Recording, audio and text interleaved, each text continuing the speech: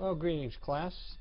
Today we want to take a brief look at a review of using APA style in your citations in all your writing. In citing a book, for example, this one, notice that the author's name, last names, are first followed by simply their initials with periods, the year publication. Normally we would not italicize the title, but I have here for emphasis. Notice that the first word is capitalized, but then none of the other words are capitalized in this title, except for the first word following the colon. We're accustomed to making titles all capitalized, but this would not be proper in APA format, so catch yourself. Don't do this. Then is followed by the city of the publisher and then the name of the publisher. That's how you cite a book.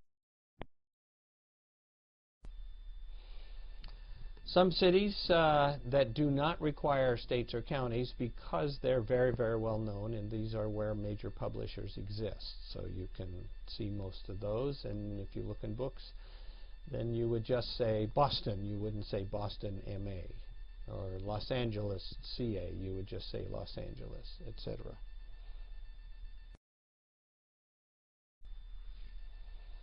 If there are multiple editions of the book, and this is the 9th edition, then you would cite it this way.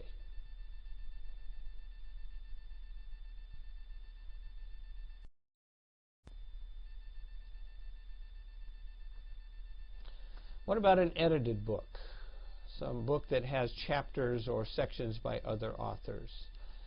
This is the example. You would put the editor as the author, the lead author, in the normal way, then the title of the book. If you were citing a chapter in an edited book, then you would cite the author of that chapter, and notice that then it says in M. Reynolds, editor, knowledge base for beginning teachers, etc. Journal articles. These are most frequently cited by students, and so be careful about how you lay them out in APA format. The author, the first initials, the year, the title, notice the capital letters again, and then in the name of the journal, a review of educational research, all of those letters are capitalized. And you can italicize those to distinguish them and set them off. Volume 68, and it's pages 202 to 248. You don't say volume and you don't say pages. You just put those numbers in that way. If you were citing electronic media, here are several examples for you to consider.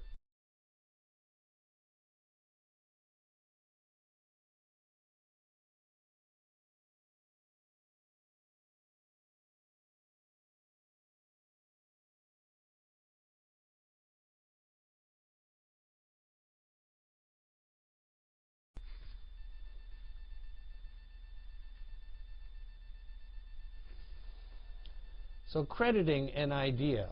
A lot of times, you know, Solomon said that there's nothing new under the sun, and a lot of times we write ideas that we've heard, that we've acquired, that we've read, and they get synthesized into our own mind, and we forget that these are ideas that someone else gave us. And if they are fully, legitimately the idea of the other, then we ought to cite them. So here is an example. Results of research on teaching suggest that classroom organization is a key to student learning. That would be in the text. You would say that in the text of your article, not in your bibliography or reference list. And then you would give the reference, Anderson, his last name. You don't need the initials in this case because that will be in your bibliography. The year. Maybe there are several other authors who have expressed that same idea, so then you give their names and the years of their publications. Then you put that information in your reference list at the end of your paper. Or you can say it this way.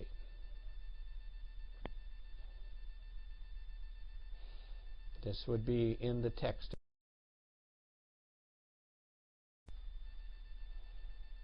Quotations. This is an exact statement that someone else said.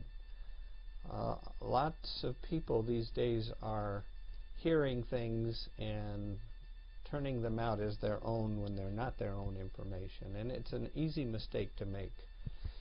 You can hear something so long that it becomes one of your famous sayings, but really it came from someone else. Dewey said, "Once is never enough when it comes to a good idea." That's the format for Dewey's statement. Put it in quotes. The question mark goes inside the quote if it's part of the original. If then the period, your normal punctuation, would come after the parenthesis in the reference, in the page reference.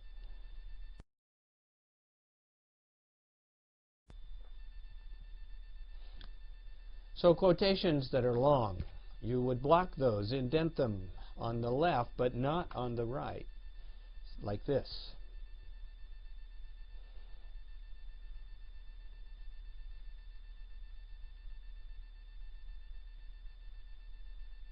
In this case, the period goes before the parenthesis because that ends the quote.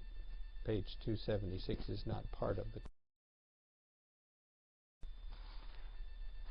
So headings. When you're using headings in our paper, the top of the paper, the title of the paper goes centered, bold. That's a level 1 heading.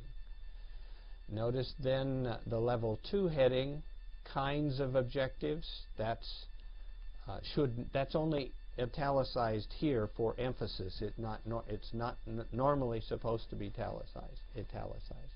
So kinds of objectives, that would be bold and side margin. That's a level 2 heading. A level 3 heading would be bold, indent, and again, this one is not italicized. I mean, this one is italicized for emphasis only. It's not necessarily supposed to be. So bold, indent would be the level 3 heading. So objectives for learning, level 1 heading. It's a main heading of a section or a chapter, or if you only have one chapter, one part of your paper, then it's the only one that is centered. Don't center any subsequent parts unless they are new chapters. This is a multi-chapter document that you're creating. So kind of objective, again, don't italicize it. It's here for emphasis. It would be a level 2. And then indent. Again, don't italicize it. I just did that for emphasis here. That's a paragraph heading.